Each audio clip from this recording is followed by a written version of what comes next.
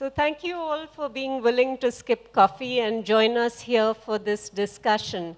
The little introductory video that we had presented some of the diseases that have come to India in the recent past. But if we just look at the last decade and we look at examples of diseases that came to India, anybody here remember swine flu, 2009? Yeah, pretty much everybody. There was a messaging around swine flu. This was declared by the WHO as a pandemic disease. People were seriously worried about it. There was a lot of discussion around whether we should make vaccines since we didn't know if the treatments available for other flus would work or not. And then we managed the epidemic without having a vaccine available in time. The industry took a hit because they did make vaccines and it wasn't used. Now, if you take a look at the next big disease that spread across the world, Ebola, was the reason that CEPI was founded, and we're going to hear from Frederik about CEPI and about the Ebola vaccines that are now being used to contain another epidemic of disease. And then more recently, we've had Nipah. And in Nipah, we haven't had a vaccine available, and yet we've been able to contain the disease. So even though all of these are diseases that are caused by viruses, they behave very, very differently. Some, because of their transmission, like Ebola, are better able to respect borders, and some, like influenza, travel the world in a day. So what we are going to be talking about is the global situation, but also India. What is it that is being done, and what can we do in this country? I'll start with you, Frederik, and perhaps it would be useful for the group to learn a little bit about how Ebola led to the setting up of CEPI.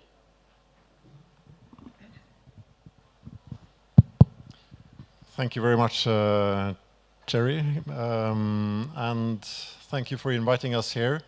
As you say, Ebola was the direct background for setting up CEPI. I mean, the challenge of potential epidemics and pandemics is very clear with some of the examples that you've mentioned and that we've seen. The 2012, 13, 14 epidemic of Ebola in West Africa was the direct impetus for the world realizing that for these kinds of diseases which occur intermittently, and you don't know whether it's going to be a small or a big outbreak, there wasn't sufficient focus on taking vaccine candidates from early stage preclinical stages through to what's called phase 2 trials, where they are actually ready for being used in humans, being tested for efficacy or efficiency, effectiveness during an outbreak. And that was sort of the thought that the world really needs a mechanism to help develop these vaccine candidates to that level. And so the government of India, with Professor Raghavan, who we just heard, was among those who came together with the government of Norway, with the World Economic Forum, with the Wellcome Trust, and the government of Germany, I believe, who got together and said, we need to launch a global mechanism to support this kind of development. And today we have support also from a number of other governments, like the UK, like Canada, Australia, and a number of others who have come together to set up this coalition which has really two main roles. One is, on the one hand, fund vaccine candidates to be prepared, and the other is to try to help coordinate ourselves so that we are better prepared once the outbreak occurs. So on the funding side, so far the focus has been on some specific diseases, including the Nipah virus, which has struck here now 4 times. as well as chikungunya, which we'll speak a bit more about, I think, and Middle Eastern Respiratory Syndrome, MERS, Lassa fever, and Rift Valley fever, as well as supporting the development or finalization of a vaccine or a couple of vaccines for Ebola. And the other part is on so-called platform technologies, which are basically, technologies, vaccine technologies, which can be rapidly adjusted so as to react to any new pathogen that appears. So once you have the WHO calls it disease X, the unknown disease which will come along, can you use pre-existing platforms and adapt to those new pathogens very quickly? And I think we'll talk a bit more about that as well, because we are collaborating and will be collaborating a lot with Indian colleagues on these aspects. Thank you very much, Frederik. I think what CEPI has done is identify pathogens and then think through what is the best science that is available to make vaccines. And Dr. Ella, your company has actually been a leader in the field of new vaccines. It's kind of unusual in that India makes a lot of vaccines for the world, but a lot of the vaccines we've made so far have been Me Too vaccines, stuff that other people have done elsewhere, and our innovation has been more around process development pricing rather than new targets. So could you tell us a little bit about how you and the Indian landscape are thinking about innovations in vaccines? I just want to back up a little bit. Frederik was talking about CEPI. I just want to ask a simple question. Many of them are IT and financial sectors here. None of them understand biology. A pharmacy, but still you are not a pharmacy, biology. So biology, how many biology people here? Pharmacy, we don't consider biology people. Oh, 3, 4. Okay? So 3, 4. So let's ask a simple question. If Ebola attacks to Bangalore city, will this meeting be conducted? Will Leela Palace Hotel be filled up? Will the travel, all airlines will be empty? Am I right? Just one incident. It can destroy the travel, tourism, economy, IT companies, data management, everything will be collapsed. Literally everything will collapse. I think that's the importance of it, what CEPI has done it, that to protect the economy of the countries. And that's a very, very important. I want you to understand simple sense, how this biological is not the vaccine, it's protecting the economy of this country itself and the society at large or the global health. That's number one. Number two, important point is, most of the pandemic are neglected. And all neglected diseases are in the developing world. Mostly India, Africa, Asia. Asia and Africa is a major place where all neglected disease, all pandemic starts from there. And then travels. And then you IT people travel to US, Europe, and you carry this. And that is what has happened in chikungunya. Somebody from traveler from Bangalore landed in Italy, they gave the disease in chikungunya in Italy. Okay, so now it doesn't stop. I think, as Cherry said, we are new generation entrepreneurs. We are not a old generation entrepreneurs. And I'm a startup in 97. And Vijay knows, Cherry knows that I was a startup in 97. As we speak, we are the first vaccine company, typhoid conjugate, launched in the world. And that is 14 million children in Pakistan last week is vaccinated. 14 million children. Indian government still not vaccinated. But it is vaccinated because there are antibiotic resistance. It's a severe, children are dying in Pakistan. Now Liberia. And then we are going to go Lebanon and Jordan and then to Ethiopia and Zimbabwe. All antibiotic resistance. And thanks to pharma people, sold the pharma products at a low price, and that everybody using antibiotics in this country. And that has caused antibiotic resistance. Now it's the vaccine is one of the solutions is giving now. And that is one. And I think, Cherry said, we are looking at it, what is needed for the society. That as a strategy of innovating. Chikungunya, we were the first company in the world to start working on 2006. When Anmumani Ramdas was the health minister, he said it's a stupid vaccine. And now when we're working, nobody wants to recognize us chikungunya. But now everybody globe is recognizing chikungunya as an important because of travelers and tourism. And it's not kills the people.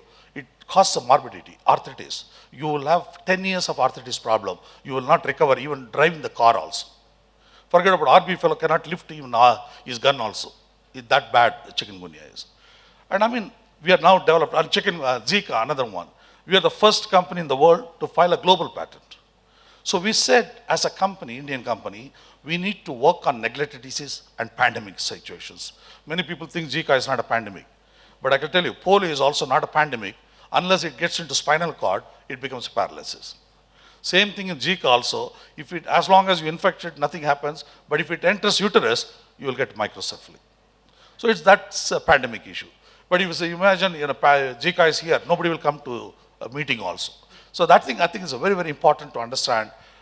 These sort of neglected pandemic diseases are very critical for India. When you have a high density population, when we just said very high density population are there, we are much more prone for it. If one disease in high density area, it's going to chop off everybody in the one stroke. In everything, all in 48 hours. Like Ebola attacks Bangalore city, you're going to wipe out almost 25% of the population. Just 25% population in 48 hours. And that's severe. And I think, I don't know where the IT companies will be that time in Bangalore city. Okay? So I think all of you should really pay royalty to the people working on pandemic vaccines. Thank you.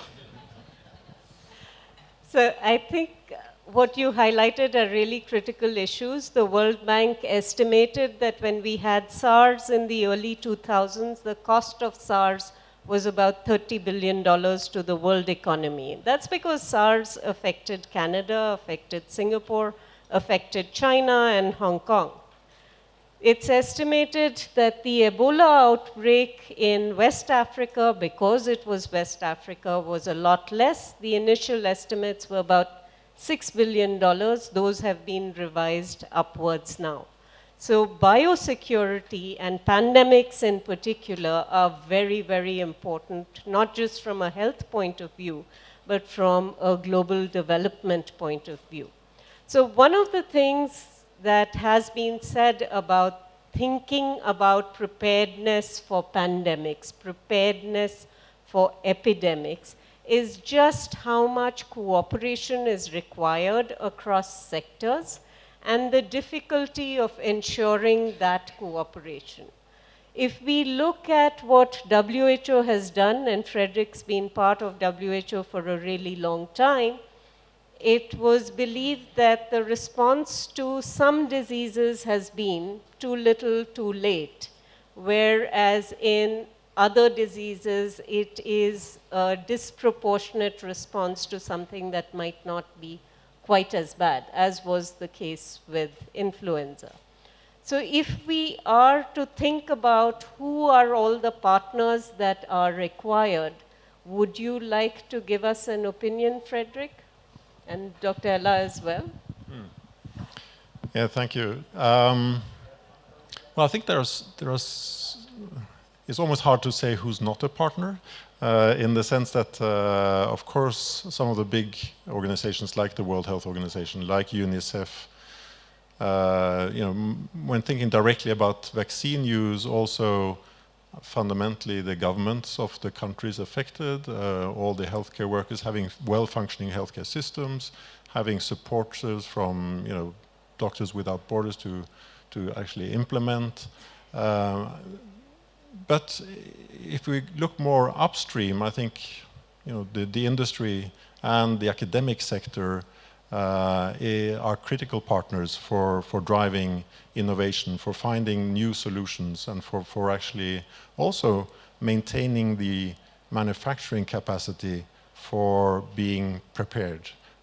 This is an area where we have a lot of focus on now, and which we will be discussing with a lot of Indian colleagues in terms of how can the world not only develop the technologies that are needed to be ready, but also have them at the ready when needed.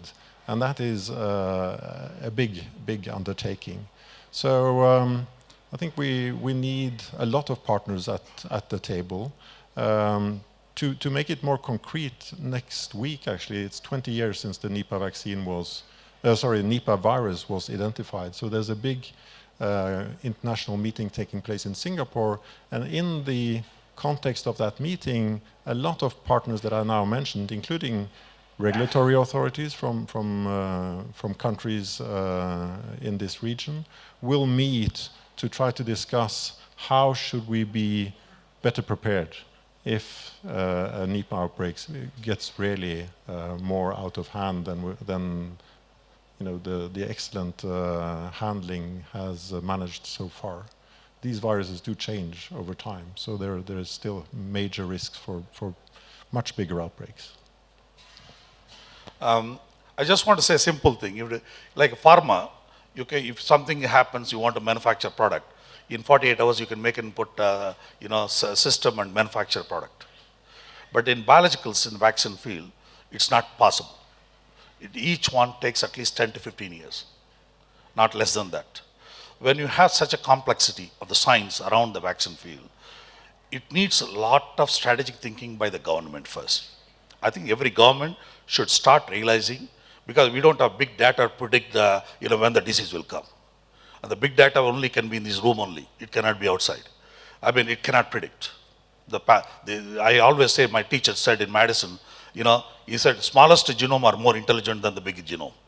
And the virus is the smallest genome, they're much more smarter. Then it can result less data, but more powerful than a human being.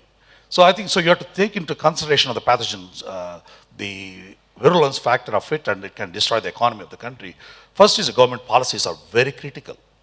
Unless government can think that these are the possible things which may attack our country, let's partner. For that, Indian company alone cannot manufacture, because we need to have an access of conducting a clinical trial in various places. And pandemic vaccine, when you want to do clinical trial in another population, is a very complex for us, for a company like.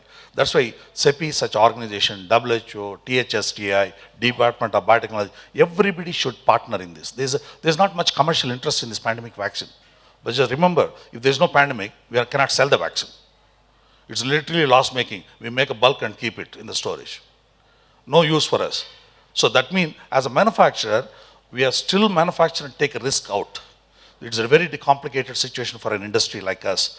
But what we are interested is, how do we help a society? We just manufacture a lot of vaccine, but we need to think about society at large, government at large, how to protect the society also.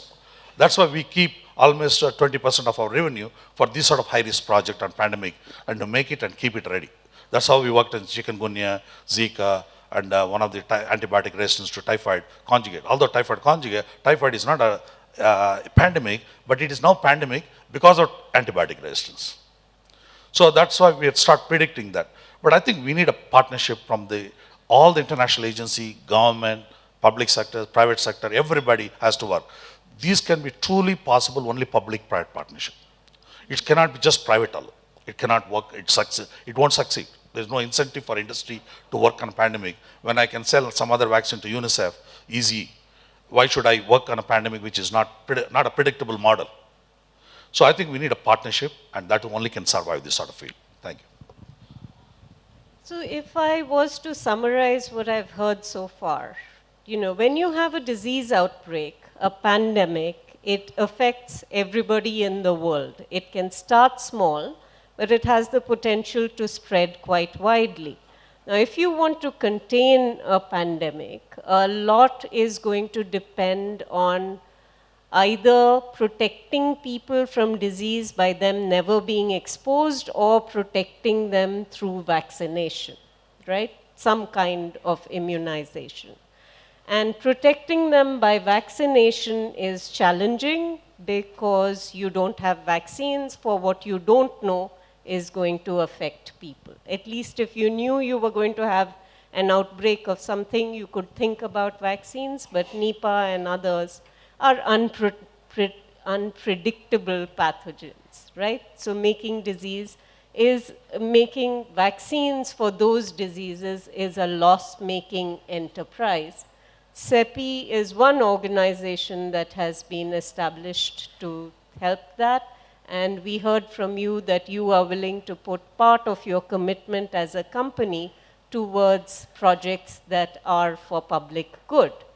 But when you're thinking about small volume, unpredictable manufacture that is commercially not viable, then what really are mechanisms that ensure that these vaccines are available to people when they need them? Let me take the example of influenza again.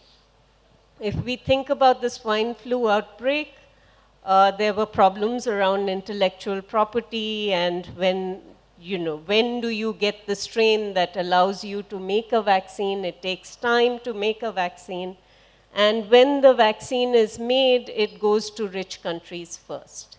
It doesn't necessarily matter where the disease is. It's countries that can pay high prices for vaccines that will get the vaccines first. So is there mechanisms now available that are not necessarily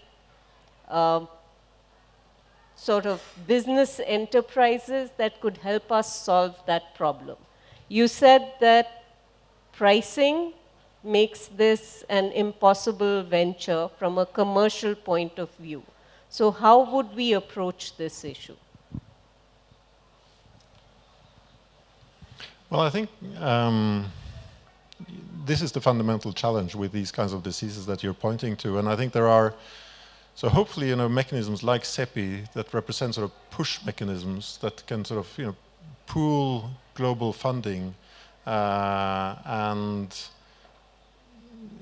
provide incentives for manufacturers to move products forward are part of that solution. And we are very grateful that the government of India has now set up in CEPI and set aside funds for focusing on supporting Indian manufacturers, but also on capacity building both within India and in developing countries. So those are sort of push mechanisms. Then there are already global mechanisms like the Global Vaccine Purchasing Fund, Gavi, who are discussing what role they can play, at least once these vaccines have come to the point of being licensed. And so if there's a kind of a market there at the end of the road, that would be sort of the pull mechanisms that would facilitate this as well. But then there are a number of other challenging issues related to access, as you say, and making sure that these products are available for those that need them the most first.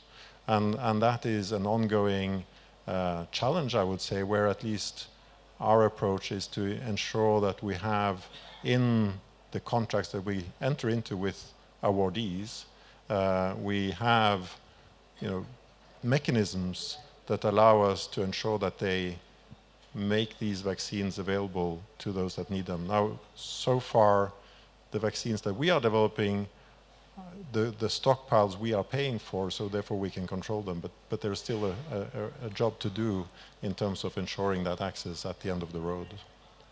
I mean, CEPI is a wonderful model, actually, to be frank with you. Just ask a simple question. If GSK manufacturing pandemic vaccine, there's a severe attack in both in Europe and also in India, where will they supply? They'll supply Europe first, because being in that country. They have moral obligation to supply. So they will not supply to India. And also our population, 1.3 billion population, GSK cannot manufacture that much population vaccine. So it's going to be complicated. And I think, local sources are very critical. Local country has to manufacture these in preparedness, should be there. But unfortunately, our government policies are not in that direction. Because we think that 1.3 billion population is there, we can afford to lose 10%. So that's the sad part of it. I'll tell you one good example. Cherry was telling a pandemic flu, swine flu. When it was attacked, the government gave me 10 crores. They asked me to manufacture immediately. We manufactured. Madam Pratibha Patel, she said in the joint parliament, she said, oh, we're manufactured indigenous vaccine and all that. But now the government of India is asking me to return with interest rate with 18% back the money. So we have incurred 26 crores loss. They gave money, but then they return, they don't want to pay and are not sourcing. I'm not a government employee. I'm privileged to say that. So I know my principal scientific advisor to the Prime Minister is right here. So, but anyway, I mean, they're also committed to the public health system. It's not that everybody's committed here in a way. But I think, we need this wrong-sighted of the government policy should be changed. That if in US, they give a stockpiling and commitment, they give the grant. They don't ask money back. If there is no pandemic, they leave it the stock right there. That's good policy, so that company is not incurring losses. But whenever a company like us, it puts a tremendous pressure when the government doesn't buy a vaccine. And I think the government should come in a proactive manner, keep some funding for this sort of emergency separate funding, and source this bulk and keep it here in the country itself. When a pandemic is there, ready to make it and produce. Because it's not like pharma, we can manufacture in 48 hours a bulk product.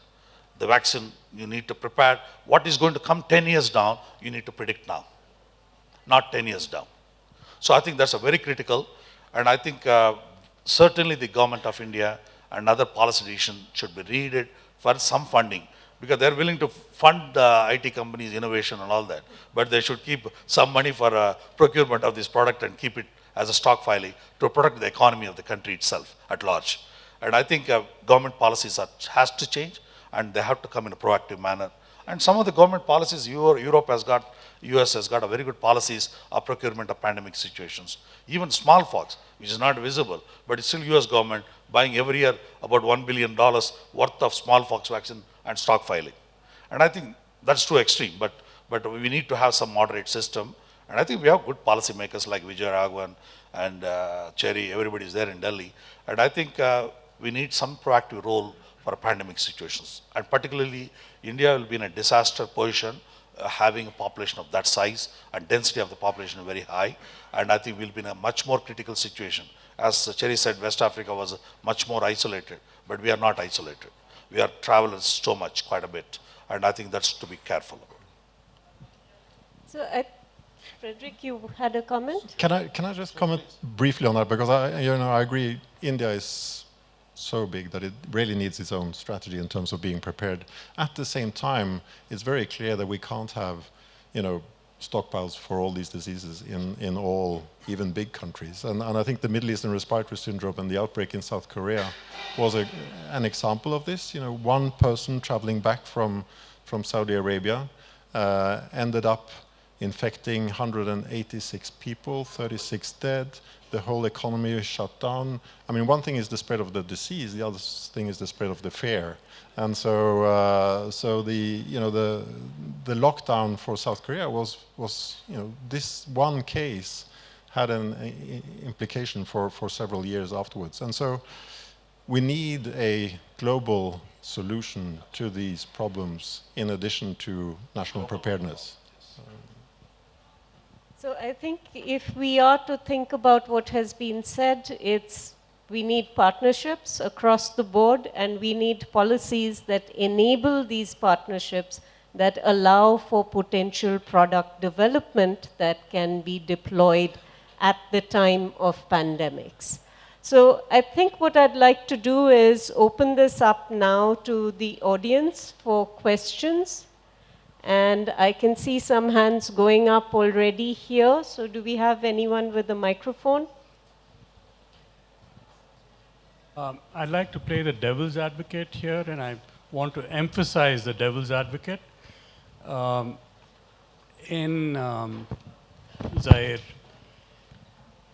very recently there's been a pushback against programs to eliminate or reduce the incidence of Ebola, because it's often seen as concentration of resources on a problem that's largely related to what might happen in the global north.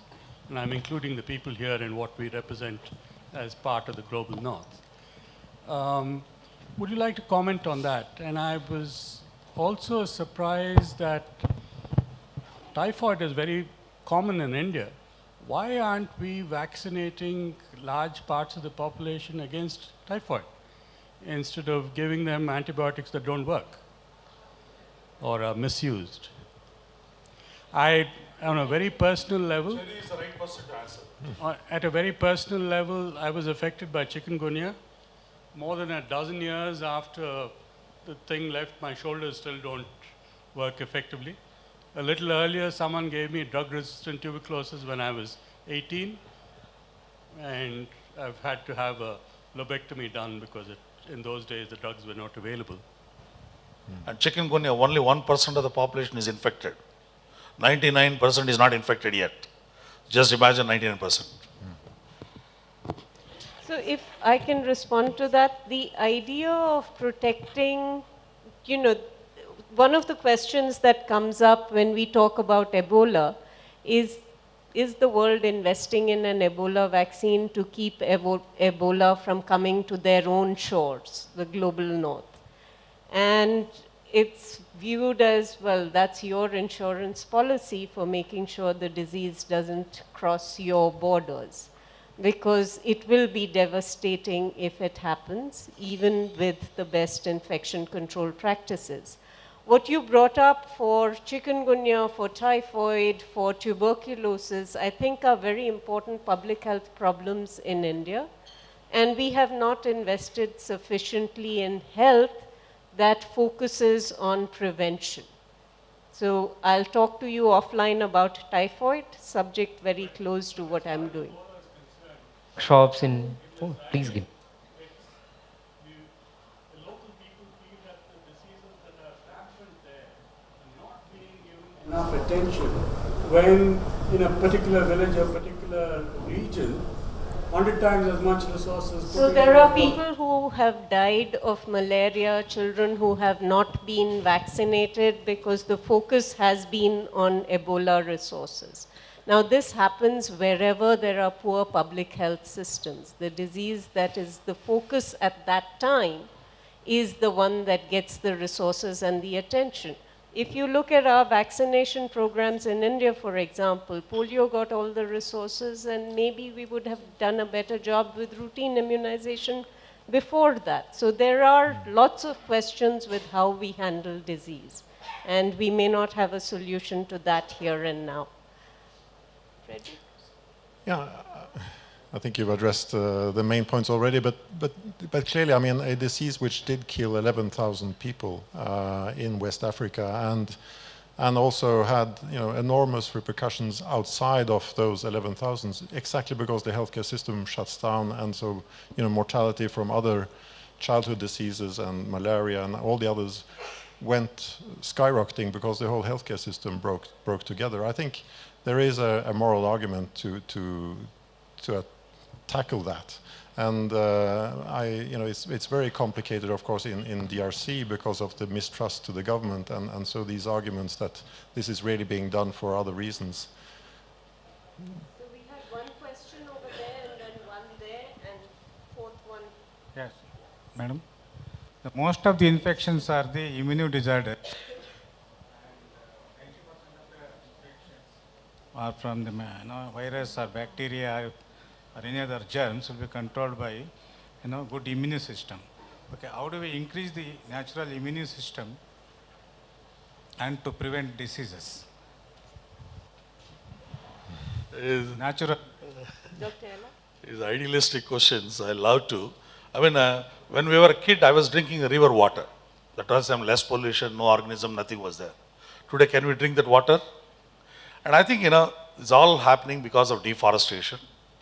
And many of the developing economies are now getting deforestation. All the viruses which are present in Africa has to find somewhere, the viruses. Immunity is going to less down. It is not immunity Immune system. molecule will replace us every 90 days. I am not an immunologist, unfortunately. Yes. No. Okay, I'm not so immunologist, the I think Cherry purpose should. of vaccines is really to build your immunity against multiple organisms. So actually, the more vaccines you get, the more diseases you're protected against. This can happen through natural exposures or through vaccination. So can we take a question over there? Diseases, that's true. And hopefully most of them don't kill you. Some do. Hi, ma'am. This question is for Gagandeep, ma'am. This is Venkat here, consultant in the analytics area. Ma'am, when we talk of public vaccinations, right, schemes we were talking about, I find that the confidence in India, especially in attending and having the children go through the vaccination process, is very, very low. And I'm talking from personal experience in my locality, right? Now, secondly, the second question is that the same vaccine, we go to private doctors, pediatricians, and pay up to 8,000 to 10,000 rupees. And increasingly, if you talk of vaccines like MMR, right, mumps, measles, they are mixing all the vaccines and then injecting it in a painless way. And increasingly, evidence is there that this is causing repercussions in kids. And there is a big lobby that is going on and saying that vaccines are resulting in mental disorders like ADHD and things like that. So what are some of the initiatives from your institute that you are taking to spread awareness and associated technology so that the confidence in the public is boosted? So one, let me tell you that MMR is an outstanding vaccine, and there is absolutely no association with any neurological or developmental disorders. That was based on a poorly done study by somebody with conflict of interest, which was hidden at the time, and subsequently nobody has been able to replicate those findings. There were flaws in the data that were also hidden. So MMR is a very safe vaccine. All of the vaccines that we give within the public system are tested first for safety and then for efficacy and prevention of disease. So the vaccines that we have are safe. Now, the question of trust in a vaccine and whether that vaccine is given by a public authority or by your pediatrician. We tend to trust our pediatricians. Pediatricians are very well-informed people for the most part, but the public health system also relies on experts to make decisions about what vaccines to give. And there is no reason why we should not trust what is available in the public system. From the government, there have been studies that have been done that have tried to assess why people do not use vaccines in the public system. Most of it is actually a lack of awareness, and there is an ongoing effort to try and address that by better educating both the providers of those vaccines as well as the public about their benefits. So that is being done. And message to everybody, get every vaccine you can, it's good for you. We had a question there. Yeah, I just want to know the panel's view on two things. One is prevention is better than the cure. Even the Prime Minister is also promoting that one, highlighting the yoga and the pranayama kind of thing. And the second question is, what's your view on biological wars?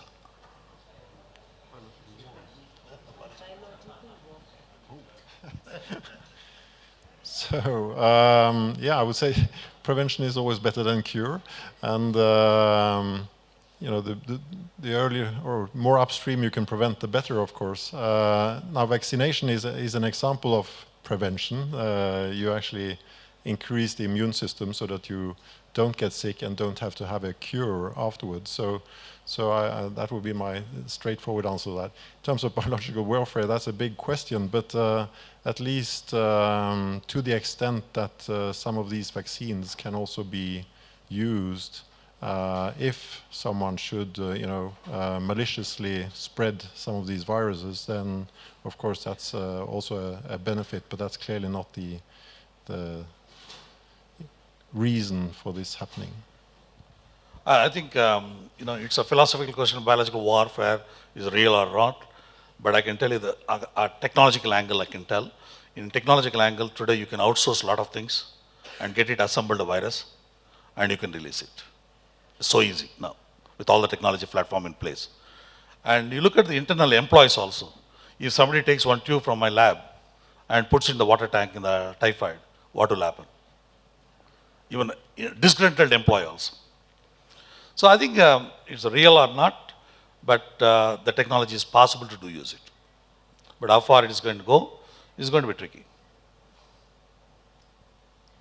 Hi, Suneet Tyagi here. Quick question, just want to let my ignorance be known. I'm just aware of things from Hollywood and TV series, but how long would be the response time for the information from global collection to figure out there's an epidemic which could become a pandemic?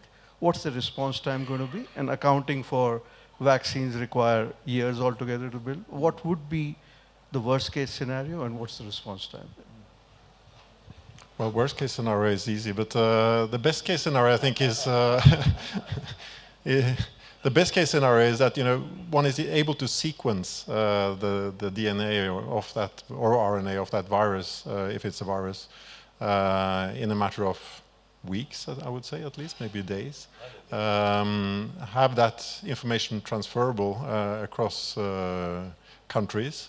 And then develop platforms in again matter of weeks, and that's the whole reason for having these platforms sort of semi-developed and being tested on different pathogens, so that the regulatory authorities are familiar with them, trust them, and once you have the sequence, you can actually go from having that sequence to actually having a product ready for testing in humans in a matter of 12 to 16 weeks. That's the vision. And actually there's a call out from CEPI on this particular technology right now, and we have a number of interested parties for that. And then I'll leave to you in terms of the manufacturing scale up. But that there too, I think developments are going so fast that this is also a matter of weeks now. The manufacturing is the most complex. The reason is manufacturing is complex because we need quality control methods. You want some antibodies for that, to test the quality control issues. Those reagents, if are not available, then it's going to take a time. And you can't release it just because it's not there. It's not possible. So I think, that's why preparedness is important. Some of the, pandemics, possible pandemics, pathogen, can we make some quality control methods ready, in place? We may not manufacture, but at least ready. Those sort of, and then partnership, share those information. And that's very critical. And as Kristensen was telling about sequencing data, but the problem is some of the countries doesn't want to share the virus sequence data also. No? Like everybody wants data warning. Like that now countries also becoming, they want to own the sequence data also. No? And particularly China doesn't want to share the swine flu and SARS, new pandemic things, some of them sequence data that nobody want to share. They don't want to share the virus also. And not only sequence data. So it's countries are getting a little possessive about issues also. So I think you brought up a very important point, that you need to be prepared. What you don't see, because it doesn't come to your attention, you won't be able to develop pathways towards. So the first step in being able to detect outbreaks is really to have surveillance for those outbreaks. And with sequencing technologies, if you recognize clusters of disease are happening in a particular place, you can get answers really quickly. And that then allows for the downstream development of preventive strategies. They will take time, but it can be done. So we are out of time here. So I'd like to thank the panelists and the audience for really very interesting and important questions on this topic, and I'll hand back to the organizers.